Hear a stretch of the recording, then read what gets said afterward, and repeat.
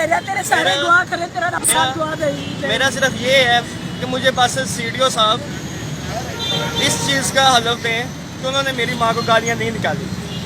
मेरी माँ ने मुझे पढ़ाया, इस मुकाम तक पहुँचाया, इसलिए नहीं पहुँचाया कि मैं बजाय उनका नाम रोशन करने के अपने अफसरान बाला से गालियाँ कहूँ और उस काम को जो मैंने किया ही नहीं।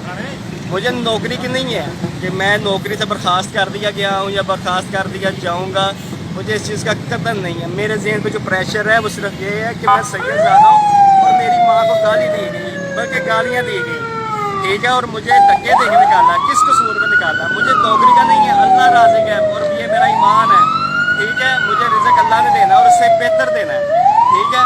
मुझे सिर्फ इस चीज़ का मैं इंसाफ ये चाह रहा हूँ कि वो मुझे हलफ दे तो उसने मेरी माँ को गालियाँ नहीं निकाली। उसने मेरी माँ को गालियाँ निकाली, सैयद हूँ, आप लोग तो उम्मत ही हो यार। और